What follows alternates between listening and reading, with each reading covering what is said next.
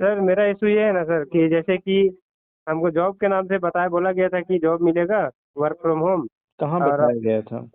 Telegram में, अच्छा। मतलब पहले व्हाट्सएप में बोला गया फिर टेलीग्राम में। हम्म।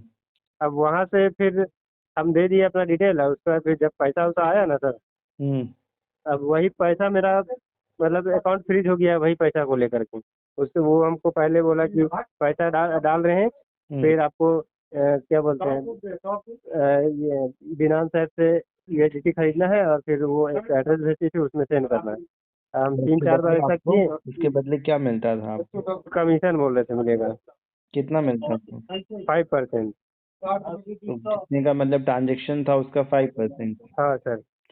वो एक तरीके से आपको फ्रॉड का पैसा भेजते थे और उसी फ्रॉड के पैसे से आपको कहते थे क्रिप्टो बाई करो, और हाँ फिर सर। यूएसडीटी बाई करके वो ले जाते थे और फिर फ्रॉड का पैसा का वही परसेंट आपके पास रह जाता। जी सर। तो वो तो ऑब्वियसली एक तरीके से चोरी का पैसा आपको देके और फिर उससे यूएसडीटी लेके बच के निकल गए और आप फंस गए आप, और प्रॉब्लम आपको। तो कितने का लेन देन किया था? ये हुआ है सर, हम बैंक में पता किए ना तो 10,500 का लेन देन तो हुआ था, वही लगभग 30-40 हज़ार का, लेकिन 10,500 के ऊपर ही ज़्यादा अच्छी मतलब। बात है, ज़्यादा बड़ा ट्रांजेक्शन नहीं हुआ। 30-40 हज़ार नहीं का नहीं, हम लेन समझ देन। गए फिर हम उसको छोड़ दिए सर, इसीलिए फिर 10,000 का ही कंप्लेन है तो कोई बड़ी बात नहीं है। किस लेयर में है? लेयर तो हमको भी नहीं मालूम सर, लेकिन कौन से बैंक में एक्नॉलेजमेंट है? मेरा ये था ना सर, जैसे पंजाब नेशनल बैंक में आया मेरा, और अब वो पैसा को हम ट्रांसफर कर लिए थे अपना यूनियन बैंक में। दोनों में प्रॉब्लम आ गया अब होगा। दोनों में फ्रीज हो गया है, लेकिन हम यूनियन बैंक में जब गए ना हम्म। तो वहाँ पे एक्नॉलेजमेंट नंबर हमको मिला है, बोल रहे तो तमिलनाडु का यूनियन केस। बैंक में भी होल्ड है या पूरा खाता फ्रीज है? यूनियन बैंक में होल्ड है, केवल 10,500 जो अमाउंट है ना उसी का होल्ड है, लेकिन पंजाब नेशनल बैंक में अभी क्लियर पता नहीं चला है। मैनेजर को एप्लीकेशन दिए हैं, लेकिन वो बोल रहे हैं कि अभी मार्च क्लोजिंग है तो 31 के बाद आइए।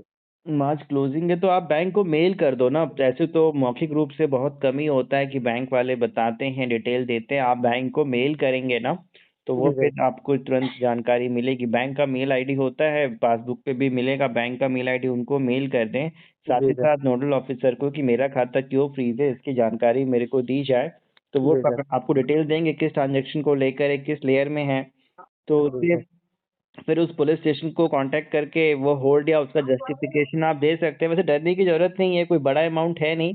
डिटेल जी लेके सर। आप मेरे को व्हाट्सअप कर दीजिएगा, आगे क्या करना है नहीं करना है मैं एडवाइस कर दूंगा। जी सर, मेरा अभी ना वीज़ा लगा हुआ है ये के लिए, नहीं नहीं, सऊदी उसके अरब लिए के लिए। परेशान नहीं हो, बस लेयर वन में नहीं होना चाहिए, क्योंकि आमतौर पे तो ऐसे मामलों में लेयर वन में भी कई बार होता है। जी सर। डायरेक्ट आपके ऊपर कोई एफआईआर या कंप्लेन नहीं होगी तो दिक्कत कहीं से नहीं आएगी। तो अब मतलब ये आप जानना था एक ना और सर। काम और कर सकते हो, 1930 पे भी कॉल करके आप जी पूछ सर। सकते हो। केवल अपना खाता नंबर बताओगे तो वो भी बता देंगे कि हाँ कहाँ से कंप्लेन है और किस लेयर में है।